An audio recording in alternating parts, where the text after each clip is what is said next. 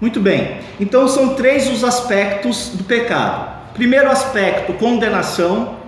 Segundo aspecto, escravidão. Terceiro aspecto, habitação. Vamos analisar um pouquinho melhor essa questão sobre a condenação. Apocalipse, capítulo 21, versículo 8. Abra sua Bíblia para o livro do Apocalipse, capítulo 21, versículo 8. Diz assim: Apocalipse, capítulo 21, versículo 8. Vocês estão aí com a Bíblia, né? Apocalipse 21, versículo 8. Diz assim: quanto, porém, aos covardes, aos incrédulos, aos abomináveis, aos assassinos, aos impuros, aos feiticeiros, aos idólatras e a todos os mentirosos, a parte que lhes cabe será no lago que arde com fogo e enxofre, a saber, a segunda morte. Irmãos, olha que interessante. Deus, Ele é justo e santo. Deus é justo e santo. Isso quer dizer que Deus não pode conviver com a injustiça e com o pecado. Ele não pode conviver com a injustiça e com o pecado. Por isso que o pecado separou o homem de Deus e o colocou debaixo da sua ira, e o homem está condenado ao juízo eterno, ao castigo eterno. Aqui no Apocalipse fala o lago que arde com fogo e enxofre, a segunda morte. Todo homem ele já está condenado. Não é que ele se condena, ele já está condenado. Ele já nasce, ele já vem à existência condenado. Mesmo Deus tendo um grande amor pela sua criação, e de fato tem, porque Deus é todo amoroso, Deus ele não pode fazer de conta que o homem não pecou. Ele não pode deixar quieto. Vamos deixar quieto esse negócio. Ele não poderia varrer sujeira para debaixo do tapete. Ele não pode. Por quê? Porque o caráter dele é santo e é justo. Inclusive a santidade e a justiça de Deus não é que Deus decide ser santo, não é que Deus decide ser justo, Ele é justo, faz parte da sua natureza. Deus, desse modo, Ele não poderia não condenar o homem. Se Deus, sendo justo e santo, não condenasse o homem, isso demonstraria, isso revelaria uma grande deformidade do caráter de Deus. Se Ele fizesse de conta que nada aconteceu, se Ele fizesse isso, Ele mesmo estaria violentando a sua própria justiça, a sua própria retidão, a sua própria santidade, porque Ele é santo, santo e santo. Inclusive, se Ele fizesse de conta que nada aconteceu, Ele não poderia ser santo, Ele não poderia ser reto, Ele não poderia ser sequer justo. Então Deus, irmãos, Ele não admite o pecado. Deus odeia o pecado, Ele não admite. Por isso que o homem, quando pecou, ele está debaixo da morte eterna, porque o homem pecou contra Deus, e Deus não admite erros, Deus não admite pecado. A Bíblia fala que os pecados que cometemos contra Deus é uma dívida que nós contraímos com Deus que é impagável. Nenhum homem conseguiria pagar essa dívida com Deus. Nós temos, eu tenho, você tem uma dívida impagável, e essa dívida, ela me condena. Eu sou condenado, eu tenho uma dívida com Deus, eu não posso pagar ela, estou condenado, eu não consigo pagar ela. Ele sabe disso. Por isso que o pecado trouxe uma condenação a todos os homens. Veja o estrago que o pecado fez. Então Deus, quando Ele providenciou a salvação, essa tão grande e maravilhosa salvação, ela é proporcional ao prejuízo da queda. Por que ela é proporcional? Porque Deus teve que tratar com a condenação. A Bíblia vai dizer por boca do profeta Isaías o seguinte a respeito de Jesus: o castigo que nos traz a paz estava sobre ele, e pelas suas pisaduras fostes sarados. Deus teve que tratar com o nosso pecado. Não teria como Deus fazer de conta que não havia pecado. Deus teve que tratar. E quando Deus providenciou a salvação ao homem, Ele enviou Jesus Cristo. Lembra que eu havia dito? A salvação ela só pode ser entendida à luz da obra de Jesus Cristo. Quando Jesus Cristo veio a este mundo e morreu na cruz do Calvário, Ele estava tratando com esse primeiro aspecto do pecado, que é a condenação. Ele levou sobre si a culpa de todos nós, é o que diz Pedro, 1 de Pedro, carregando Ele mesmo em seu corpo os nossos pecados. Então o pecado condenou o homem, a raça humana. Se Deus teria que resgatar o homem, então Ele teria que tratar com a condenação, e Deus tratou. Por isso tão grande salvação. Deus tratou como? Fazendo Jesus enfermar, fazendo Jesus morrer na cruz do Calvário. Quando Jesus deu a sua alma como oferta pelo pecado, Deus ficou satisfeito, ou seja, foi vindicado a justiça de Deus. Jesus, Ele fez justiça, porque Ele morreu, Ele foi condenado no meu lugar. Então esse é o primeiro aspecto do pecado. O pecado trouxe condenação ao homem. Mas do mesmo modo que trouxe condenação ao homem, por intermédio de Jesus Cristo, Deus estaria restaurando o homem. Como? Deus não poderia simplesmente perdoar a minha dívida, alguém tinha que pagar a minha dívida. Então Deus assumiu a responsabilidade, e Jesus tratou então de pagar a conta. Como? Sendo condenado no meu lugar. Segundo aspecto do pecado é a escravidão. A Bíblia fala assim em João 8,34, é um texto bem conhecido. João 8,34, quer dar uma olhadinha comigo? Evangelho de João 8,34, diz assim: replicou-lhe Jesus: em verdade vos digo, todo que comete pecado é escravo do pecado. Veja só, o pecado, ele tem domínio sobre o homem. O pecado tem domínio sobre a humanidade. A humanidade está debaixo do pecado. Assim como um senhor tem domínio sobre os seus escravos, o pecado tem senhorio, tem poder sobre a humanidade, sobre toda ela, fazendo o homem pecar contra Deus.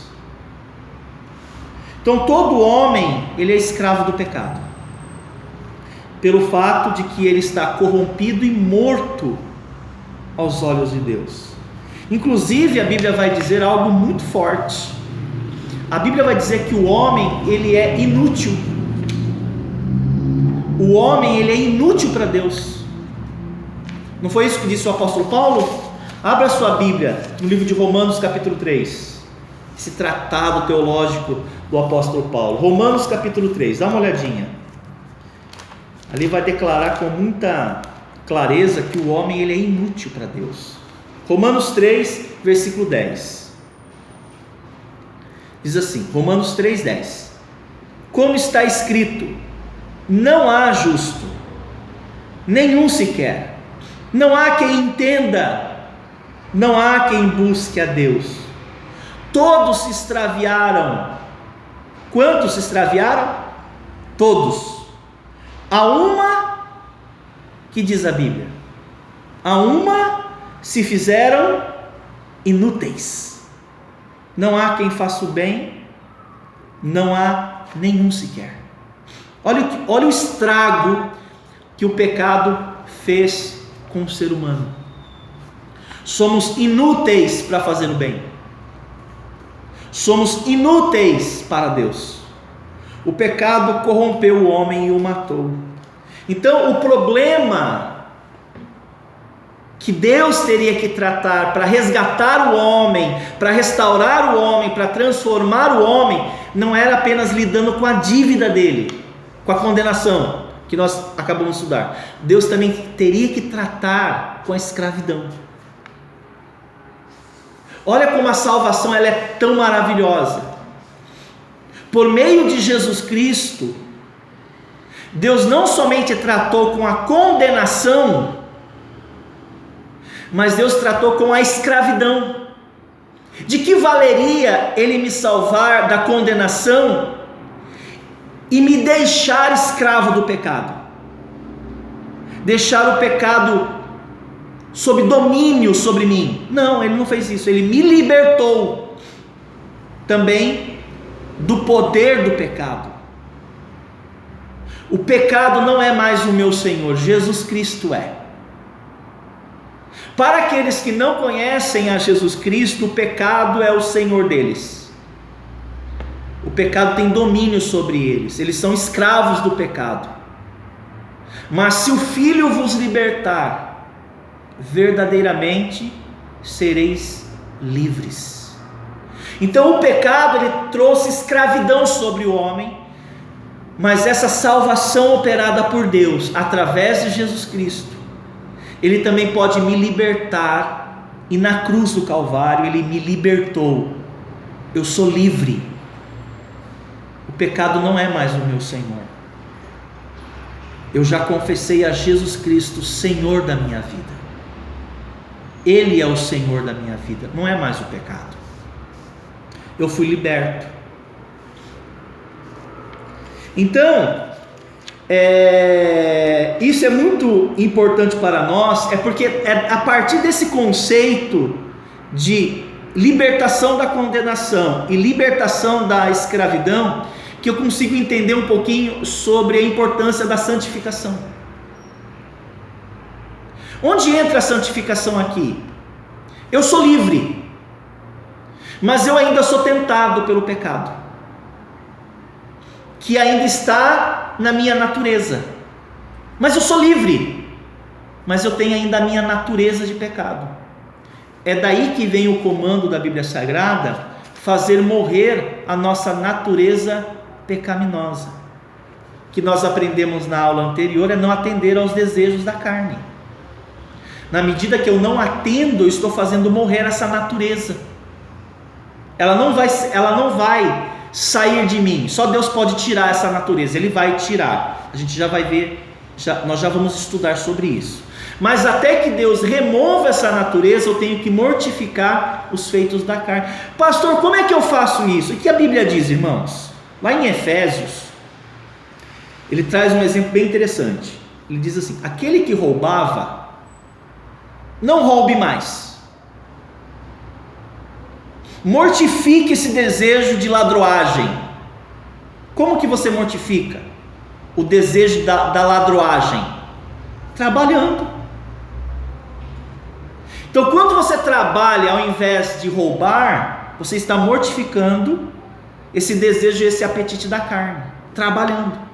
E ele diz mais ainda, Paulo, na sua carta aos Efésios: seja generoso, reparta o que você trabalhou, e ao invés de tirar, você vai trabalhar, mas você vai repartir. É como se ele dissesse: transforme a sua forma de viver, mude. Que na verdade, o ladrão que agora reparte, ele passou por um processo de metanoia, de onde vem a palavra arrependimento, que na verdade é a história de Zaqueu. Zaqueu, o ladrão, decide restituir 3, 4 vezes as pessoas que ele lesou. Ele passou por uma metanoia, uma transformação, E quando ele foi no seu cofre e começou a devolver, ali ele estava se santificando, ele estava fazendo morrer aquele desejo ruim de roubar. E isso pode ser aplicado a vários tipos de pecado. Veja o contraponto do pecado: fazer morrer. Mas tudo isso foi operado por Deus por meio de Jesus Cristo.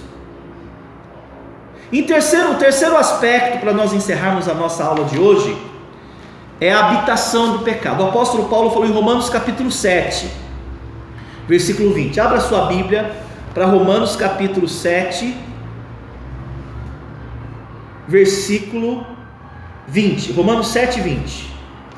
Isso, por favor. Ok. Romanos capítulo 7, versículo 20 e 21 diz assim: mas, Paulo falando, se eu faço o que não quero, já não sou eu quem o faz, e sim o pecado que, sublinha essa palavra aí, habita em mim.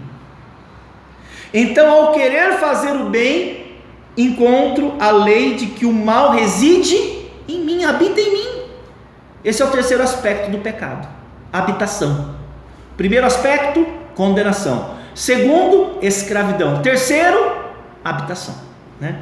Irmãos, ainda há outra consequência igualmente terrível do pecado, que é esta aqui, né? Além de condenar e escravizar o homem, olha que terrível que é o pecado. Ele habita no homem. Olha que desgraça. Por isso que Paulo falou: maldito homem que sou. Desgraça. O pecado, veja só, o mal que ele instalou na raça humana, além de condenar a raça humana, além de escravizar a raça humana, habita nela. Isso quer dizer que o homem, mesmo perdoado do seu pecado, mesmo libertado do poder da escravidão do pecado, o homem salvo ainda tem que viver com a presença perturbadora do pecado. Temos que conviver com isso. Mesmo os homens mais santos, no sentido de esforçar-se para não pecar, aqueles que têm uma vida piedosa, eles têm que conviver com a presença da habitação do pecado, porque o pecado habita na minha natureza, como nós temos afirmado nas aulas e lições anteriores. Ele está na minha natureza de pecado. Isso demonstra para nós também a grande salvação que Deus operou através de Jesus Cristo. Por quê, gente? Veja só, através de Jesus Cristo, Ele me salvou da condenação. Já nenhuma condenação há para os que estão em Cristo Jesus. Não há mais condenação. Ele tratou com isso. Ponto final. Uma pessoa convertida não é mais condenada. Ela foi liberta da condenação. Jesus também tratou com a escravidão. Ele me libertou. Ele agora é o meu Senhor. É Ele que governa a minha vida. Então, Ele me salvou da condenação, está me salvando dia a dia da prática do pecado, e me salvará da presença do pecado. Isso aqui é a santificação final, é a glorificação. Na glorificação, todo homem salvo, aquele que foi resgatado por Deus, Deus vai retirar da sua natureza humana a natureza do pecado. Aí não vai haver mais a presença perturbadora do pecado.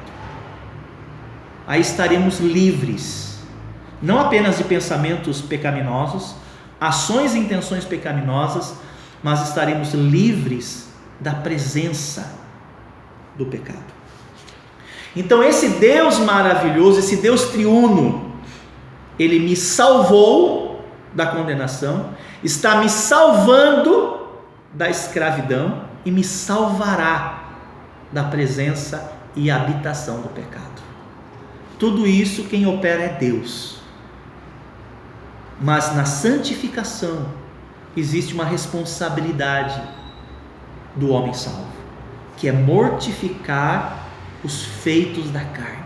Como? Não atendendo, fazendo o que Paulo falou à igreja de Éfeso: aquele que roubava, não roube, antes trabalhe para acudir o necessitado, seja generoso. Aquele que mentia, não minta mais, fale a verdade com o seu próximo.